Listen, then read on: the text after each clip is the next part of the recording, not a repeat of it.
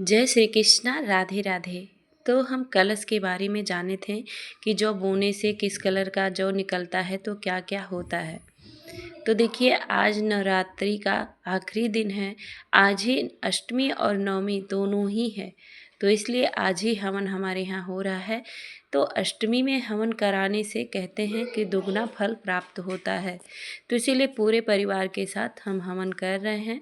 सभी लोग हमारे घर में 9 दिन व्रत रखे थे, तो इसीलिए सब लोग मिलके हवन करेंगे।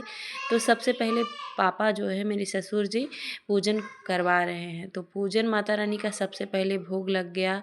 पूड़ी के हलवे का भोग लगा था, नारियल का भोग लगा और उनकी गोद भराई हुई श्रृंगार के सामान, साड़ी, चूड़ी, बिंदी, मेहंदी, काजल, जो भी होता है श्रृंगार का सारा सामान दिया गया और पुष्प बारिश किया गया माँ दुर्गा का।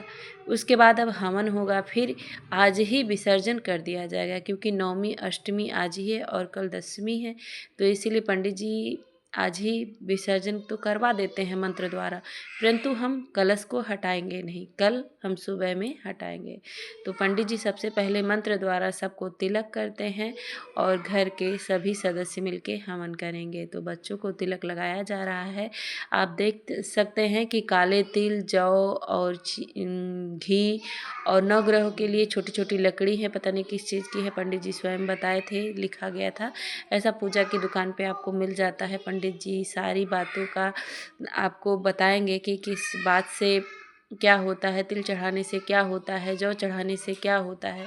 ये जब आप पूछेंगे तो आपको ज़रूर पता चलता रहेगा। तो तिल का और जौ का हवन करने से हमारे घर में धन वृद्धि होती है, हमारे सारे पाप नष्ट हो जाते हैं और घर में सुख समृद्धि बनी रहती है। तो घर पे जितने लोग उपस्थित हैं उनके नाम से हम हवन करते हैं, मतलब मिलके हवन करेंगे। और जो लोग घर के सदस्य जितने लोग बाहर हैं, कोई बात नहीं, हम उनके नाम से दक्षिणा देंगे और मन ही मन माता रानी से विनती करेंगे कि उनकी स्वास्थ्य, उनके नौकरी, उनके भविष्य का ख्याल रखे। चाहे मेरे बच्चे हों, चाहे पति हों, कोई भी हो, बाहर जो लोग रह रहे हैं उनके लिए शुभकामनाएं हम माता रानी से करेंगे।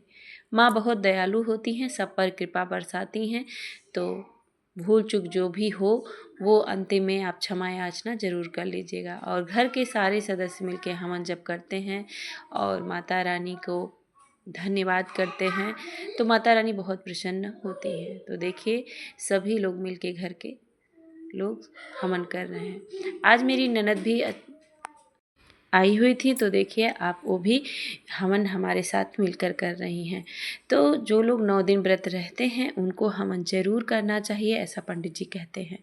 क्योंकि अखंड दीप जलता है हमारे घर में, तो हवन जरूर ही किया जाएगा। अखंड दीप और कलश अगर हम रखते हैं तो हमें हवन जरूर करना चाहिए, और अगर नहीं रखते हैं तब भी हमें हवन करना चाहिए। हवन करने से घर का वातावरण शुद्ध होता है और मानसिक शांति मिलती है और हमारे घर के सभी संकट खत्म हो जाते हैं। माता रानी बहुत प्रसन्न होती हैं। हवन घी से भी हवन करना चाहिए, काले तिल, जौ से हवन करना चाहिए, गुड़, उसमें ड्राई फ्रूट भी डालना चाहिए। तो बहुत सारी चीज़ें हैं जो हमारे शास्त्र प्रमाण में लिखा गया है और उसके द्वारा अगर हम पूजन पाठ हवन करते हैं तो इसका हमें लाभ मिलता है। ऐसा हमें अनुभव होता है जब हम पूजा पाठ करते हैं। तो सभी मिलकर हवन कर रहे हैं, तो आप सभी हवन का आनंद लीजिए। अंतिम में हम माता रानी को पूड़ी का भोग लगाएंगे, हलवा का धार चढ़ाएंगे, जिसमें धार, हल्दी, चीनी और नीम के पत्ते रेडीमेड भी मिलता है, लेकिन अगर आप अपने हाथ से बना के करती हैं तो ज़्यादा शुभ माना जाता है। तो नीम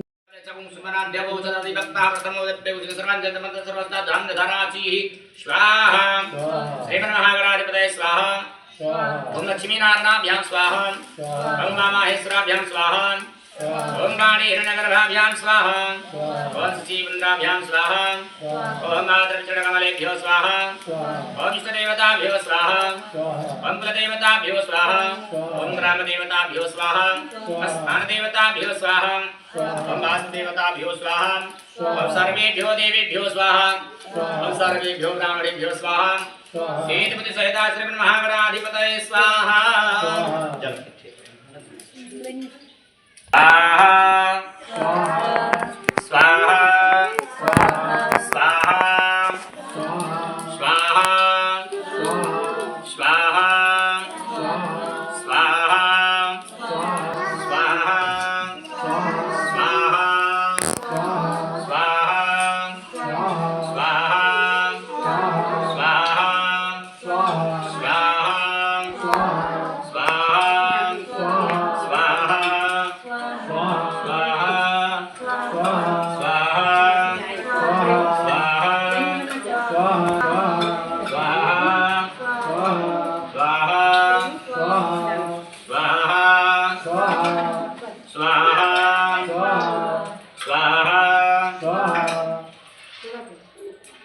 स्वाहा स्वाहा स्वाहा स्वाहा स्वाहा स्वाहा भाग जाओ घर में।